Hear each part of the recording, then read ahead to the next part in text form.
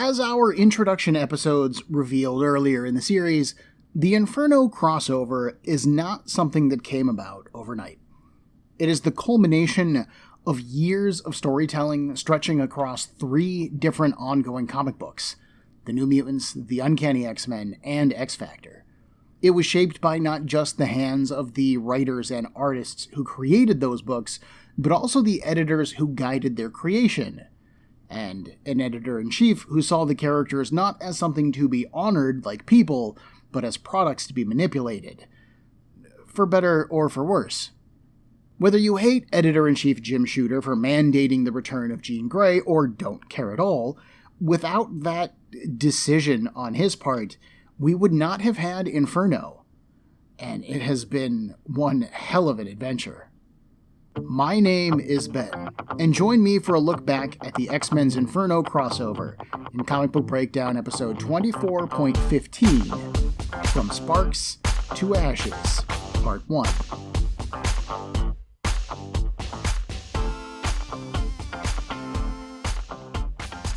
At its core, the story of Inferno is about how past trauma can shape a person's life.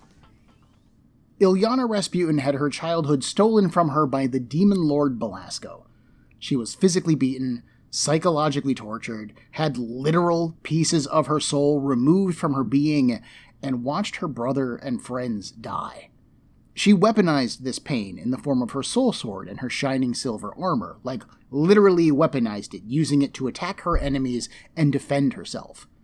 This allowed her to depose Belasco and ultimately take control of Limbo. But Illyana's heart was never in ruling. She ruled Limbo in order to keep worse agents from having access to that power, beings like the demonic Sim or Nastier. This lack of focus on her part allowed them to plot, plan, and scheme against her, and as we have now all seen, those plots culminated in the demonic invasion of New York City. Seeing no way to defeat the demons on her own, tired of being permanently tied to a hellhole like Limbo, Illyana was nearly lost and defeated in this story.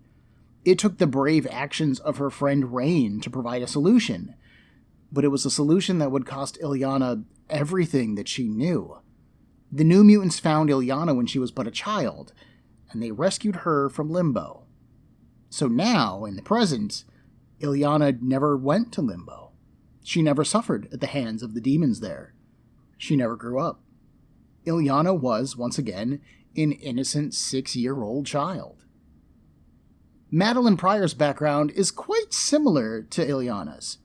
She didn't have a normal childhood either, although for totally different reasons. Where Illyana was raised by demons, Madeline was grown by a monster, Mr. Sinister. The only memories that she had, the only life that she knew, was a poor copy of Jean Grey's, and even then it was tainted by the Phoenix's memories of death, destruction, and hunger. Even the love that Maddie felt for Scott Summers wasn't her own. It was just an echo of Jean Grey's love and a remnant of Sinister's programming. Like Illyana, Madeline had been made to suffer.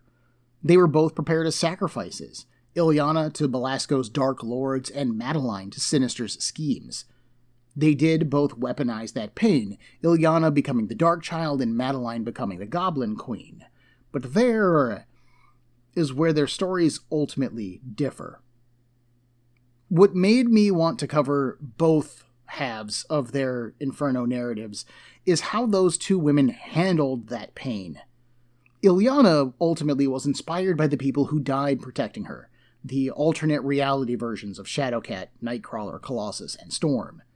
She was then befriended by the New Mutants, who welcomed her with open arms and accepted her into their found family. Illyana, as magic, used the skills, powers, and experiences that she had in Limbo in order to fight against monsters and evil in the greater world. And despite how precious all of that experience was to her, despite how proud of her strength Illyana was, she still chose to let it all go in order to give the younger version of herself a fresh start. Madeline, however, did not aim her hate at the people who manipulated her. When she was originally confronted by Mr. Sinister and told the truth of her life, Madeline didn't try to destroy him. She didn't summon the X-Men and unleash them on the monster who hurt her. I mean, she could have. They probably would have backed her up. They probably would have been just as horrified by Sinister's actions regarding her. Instead, Maddie turned all of it against Scott Summers. And I am not saying that that man did not deserve some amount of payback. But turning Jean Grey's parents into goblins? Torturing thousands, if not millions, of innocent Manhattanites? Manipulating Havoc into trying to kill his own brother? Attempting to kill her own son? I mean, those aren't good choices. Madeline took all of the anger that she had at Sinister and herself, and she turned it outward, trying to hurt as many people around her as she could. If Madeline was going to suffer, then so was everyone else. Where Illyana sacrificed herself to give her younger self a fresh start, Madeline sacrificed herself in an attempt to kill Jean Grey, to take her down with her. Illyana died a hero. Madeline died a villain. This is one of my favorite parts of Inferno. It's honestly one of the main reasons that I wanted to cover both the New Mutants part of the story and the X-Men's part. Because either story on their own is good. They're great. But when you have the chance to read them back to back like this, and contrast and compare their story details, I really feel like your appreciation is heightened. I mean, at the very least, my appreciation is heightened. Overall, both of these women had incredibly strong narratives, even if they did go in completely different directions. Author Louise Simonson delivered on an emotionally turbulent story for Illyana, perfectly recapping all of her pain and explaining why she is who she is. She even tempts Illyana to give into her darker nature by having Nastier test her during the Inferno over and over again. And when Illyana finally does attack that equipment in the beauty shop, it really does feel like Illyana is at the end of her wits, like she can't see any way out of this except to fall. But then, awesomely, it's her friends who catch her. Simonson makes sure to establish that Illyana constantly looks to her friends, and specifically the moral center of Rain Sinclair, for advice when she is challenged with a moral issue. Illyana's first instinct in a conflict is to swing her soul sword and worry about the ethics afterwards. Violence was a necessary part of her childhood, where, for the rest of the New Mutants, violence is, of course, a final resort. They don't want to hurt people, even bad people, if they can help it. So when Rain suggests that they just steal little Illyana from the past and undo everything that Illyana had gone through, at first Illyana is stunned, but then, is it just crazy enough to work, maybe? I love that it is Illyana's bonds with the mutants that ultimately help save her and end the threat of Nastier. Or at least, end the threat of Nastier on that one front of the conflict.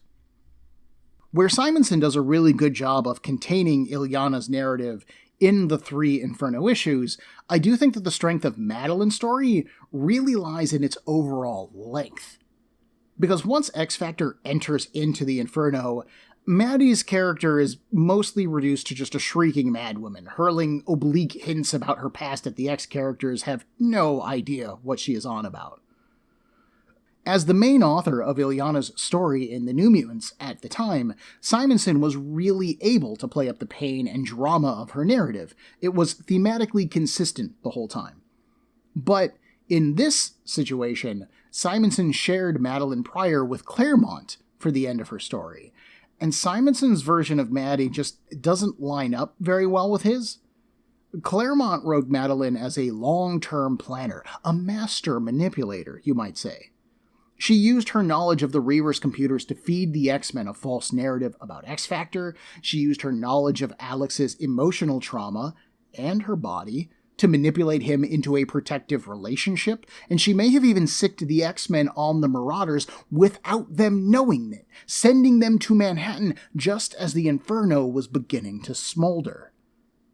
Claremont's interpretation of Madeline feels much more realized to me. She feels more like a real character. And honestly, one of the things that's interesting is she kind of feels a bit like Mr. Sinister, which is neat.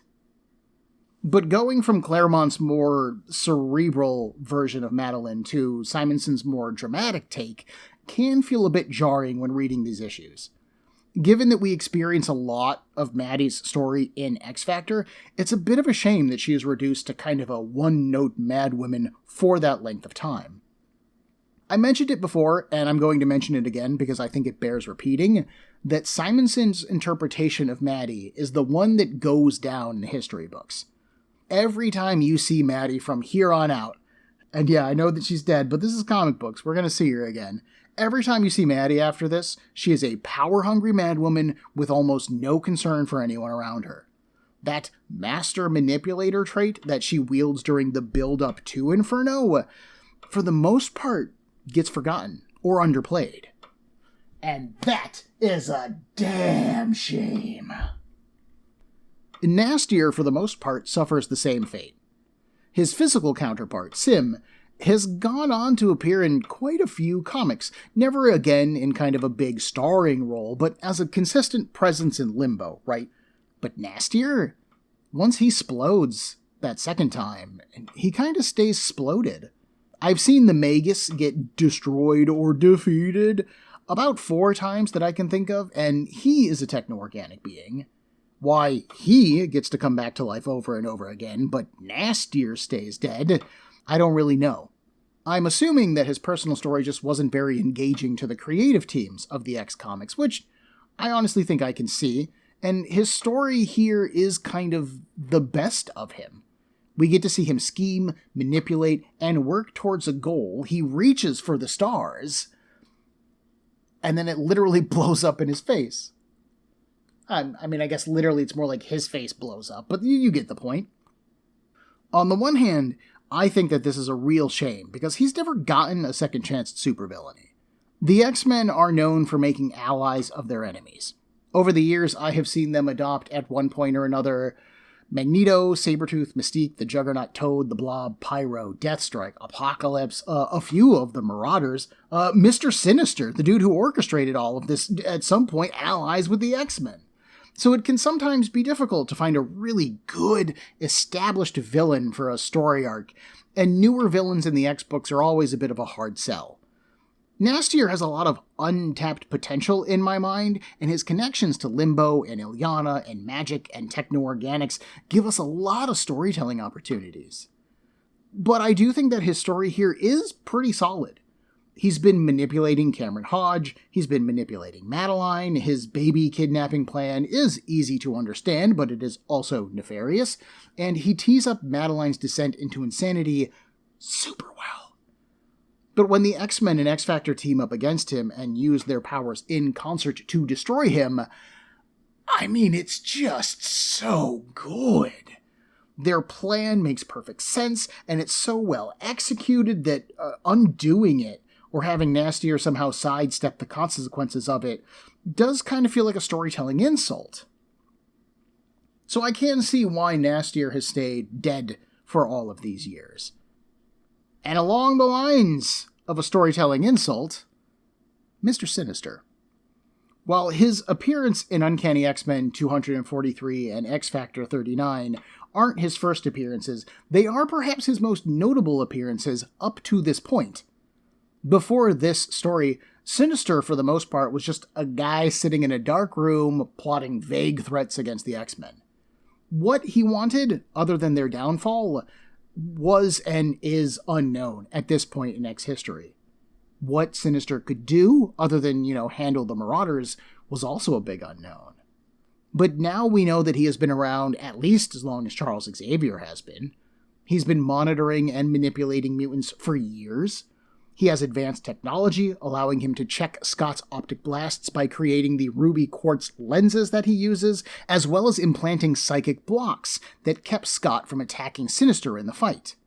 This guy is a manipulator, taking the time to know those that he is using.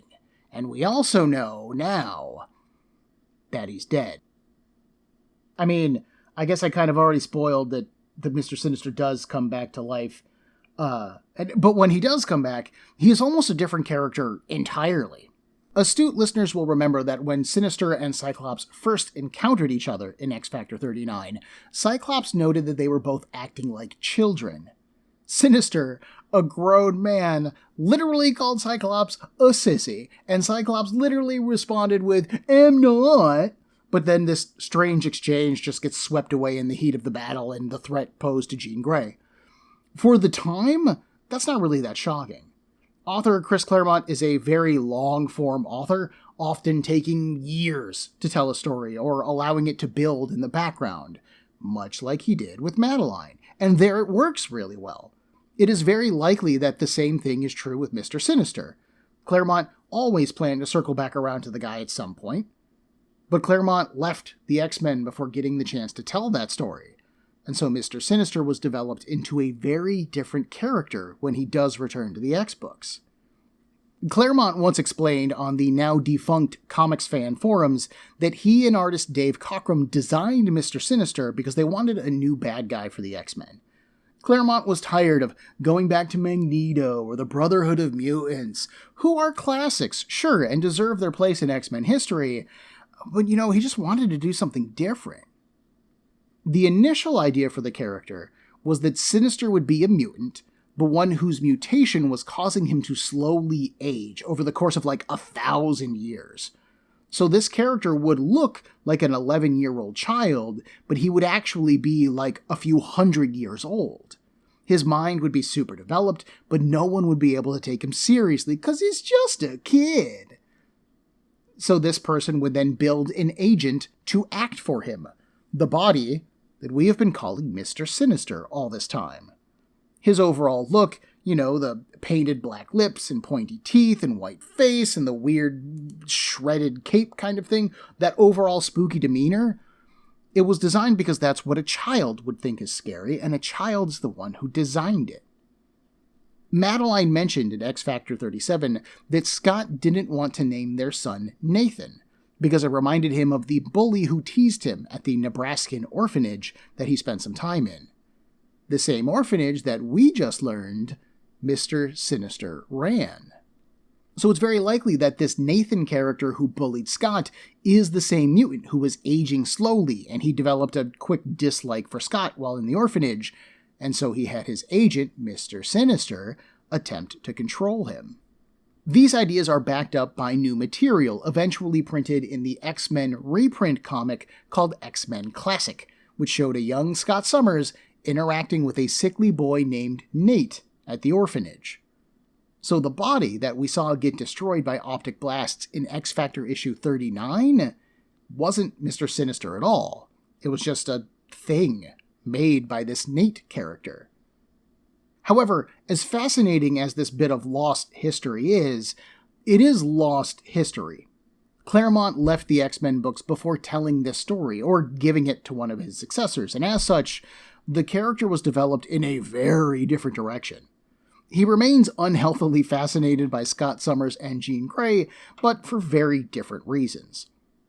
The rest of our cast, the Exterminators, the New Mutants, the X-Men, and X-Factor, are all handled fairly well in this crossover. Everyone gets their moments to shine, most of their stories are well told, and honestly, I'm pretty satisfied with everything here.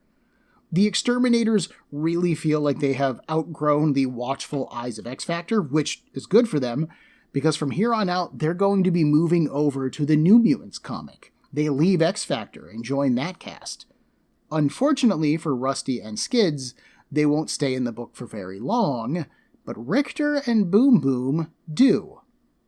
They stay with the New Mutants until it is cancelled with issue 100, and then they are main cast members when it is relaunched as X-Force. I really enjoyed the interpersonal drama of Uncanny X-Men, perhaps the most out of all of the titles here. Watching Dazzler and Rogue snipe at each other, but then also support each other when the chips are down, was great. There is also something to be said for Uncanny exploring the darker side of heroism in this event.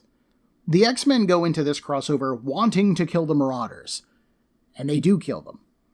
They kill Nastier when given the chance, and Storm strikes at Madeline with blows ready to kill her, and she used to be a friend.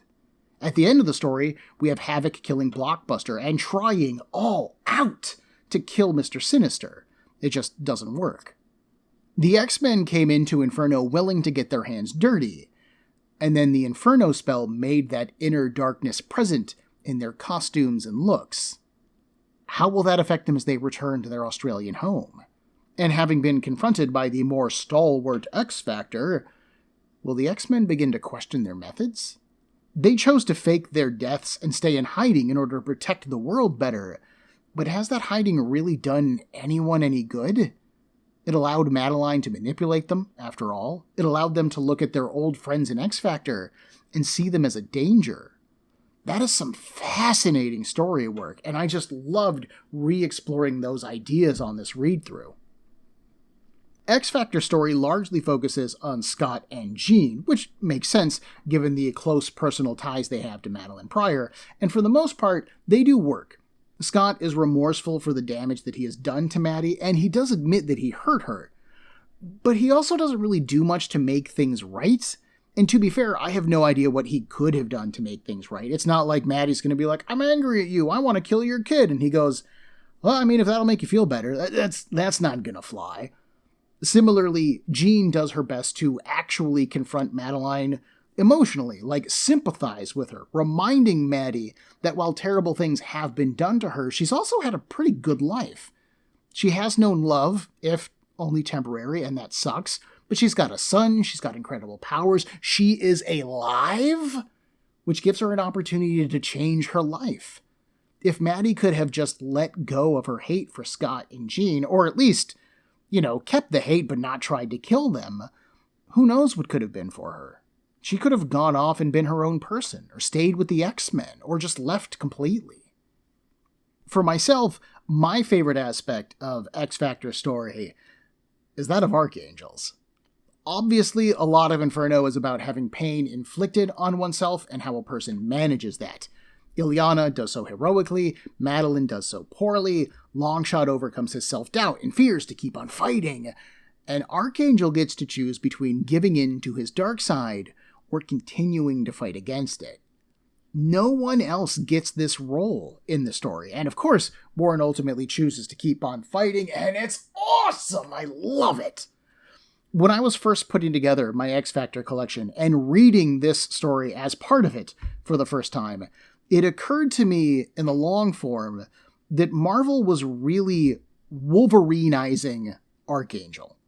Both of these men had been physically manipulated by other villainous forces. Both of the men now had metal weapons on their bodies, and now both of those men struggle with murderous tendencies. For Logan, it's his berserker rages, and for Warren, it is controlling the metallic wings that seem to have a mind of their own.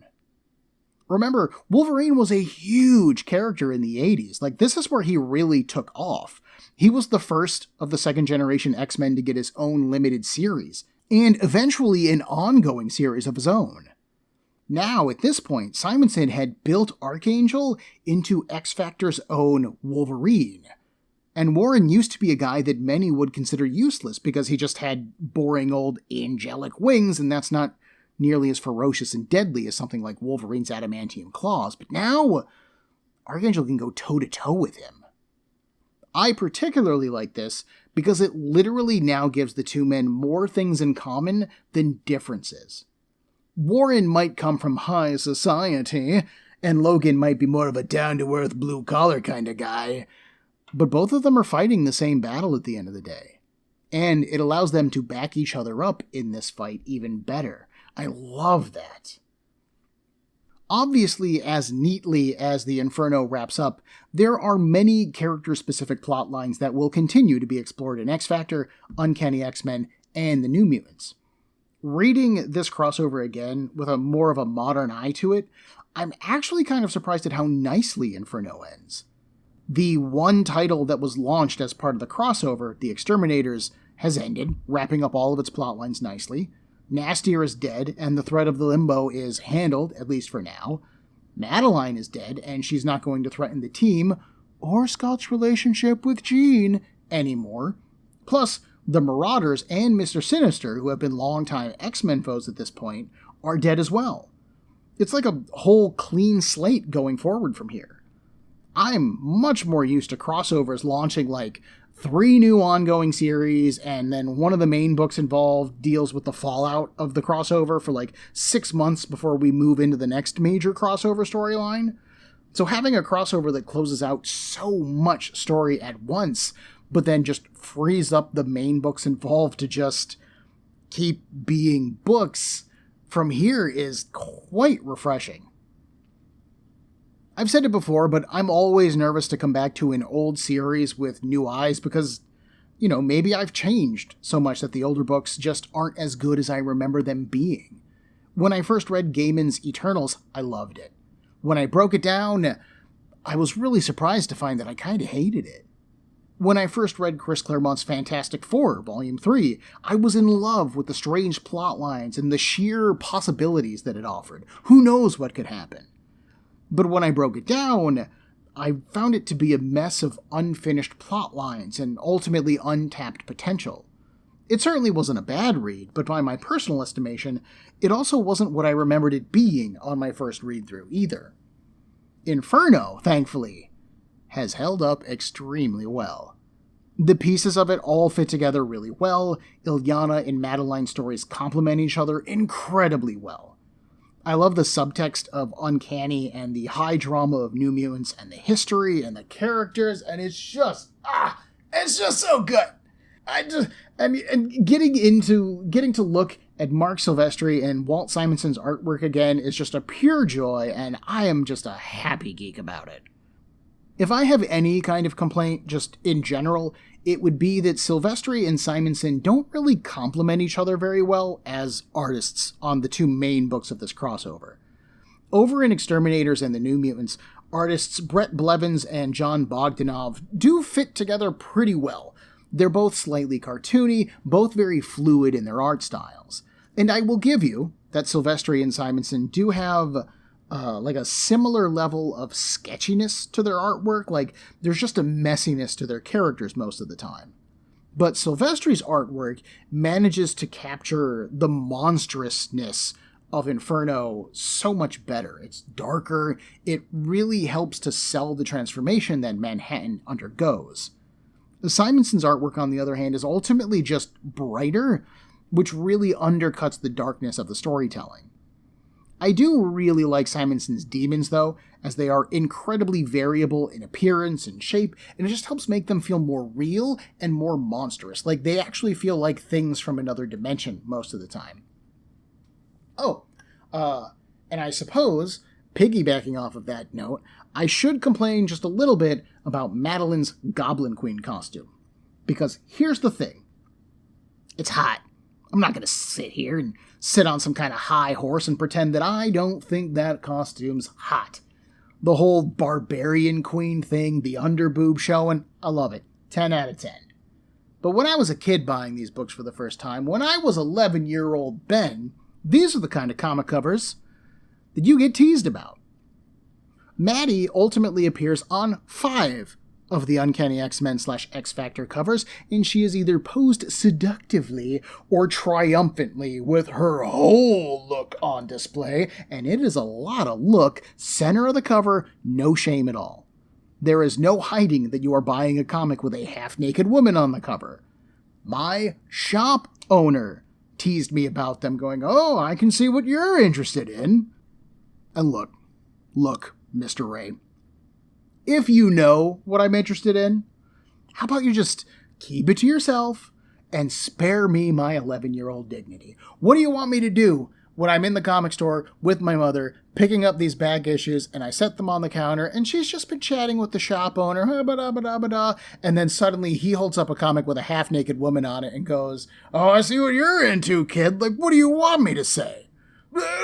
Way to put me on the spot there. There is, of course, something more to be said about Madeline becoming a villain and suddenly wearing an incredibly showing outfit. Claremont, as an author, was always fascinated by sexy lady bad guys creating characters like the White Queen or Selene, but the problem with that visual imagery is that ultimately it equates sex with bad. If a woman dresses provocatively, then she must be evil, a goblin queen, as compared to the good, fully covered up Jean Grey, he tells us. Obviously, this isn't true, and even within this crossover, we see Storm's full body costume get shredded down to basically a bikini with a cape, but she is never presented as a bad guy in the story. Interestingly, she is kind of the face of the X-Men's willingness to kill, though. She's not a bad guy, but she is willing to kill people. She might not be a villain, but she is not a straight-laced good guy either. Havoc is actually a really good example of this too, as his costume gets shredded into a mirror images of Madeline's when he chooses to side with her. Havoc starts showing off abs and thighs, and in an issue later he's murdering Blockbuster by shooting his head off. Claremont definitely likes to reinforce the idea that sexiness is a bad thing, at the very least taboo, if not outright villainous. There is one more small thing that I would like to note about the Inferno, and that is its branding. Obviously, advertising a crossover is a necessary part of the beast that is a crossover, as the publisher wants the readers to buy all of the comic books involved. This is often why publishers release a number of short tie-in miniseries or one-shots or launch new books as part of a crossover. They know that people are already buying a number of comics to experience the entire story, so they might as well sell as many comics as they can. For Inferno, this has meant an additional logo on the front covers, over the logo of the comic. It's fairly thin, and to my mind it looks kind of medieval looking in just straight black lettering. It immediately reads as, "This is serious, and you need to read it, person."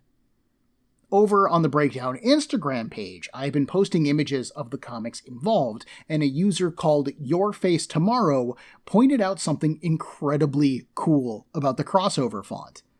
The first issue of each series to tie into Inferno have that title in black lettering. It looks clean and nice, very easy to read. The next issue sees the font circled in flames, with smaller ones rising off the top of it. And then, as the crossover goes on, the fires of Inferno literally continue to spread on the cover, engulfing that entire Inferno font in flames. This is such a cool visual way of indicating the story progress. We don't have some kind of clunky like Inferno Part 1 or Part 2 or Part 45 on the cover of the comic book or anything like that. Just a slowly increasing fire. It's so crisp, it's so clean, it's so efficient. You immediately get it when you notice it. Because I swear to God, I don't believe I ever noticed that this was a thing with Inferno. Your Face Tomorrow, I do not know if you listen to the show at all, or if maybe you just like Instagram, but that is such a cool detail about these books that I have never noticed before.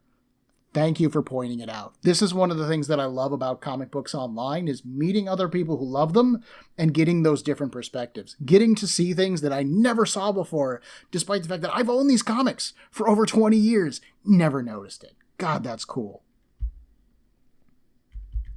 So outside of a few extremely minor complaints on my end, I had a blast exploring the story again. There were some really good horror moments in Exterminators, some great personal drama over in the New Mutants, and then some amazing personal drama and thematic exploration in Uncanny, and just solid character work in X-Factor.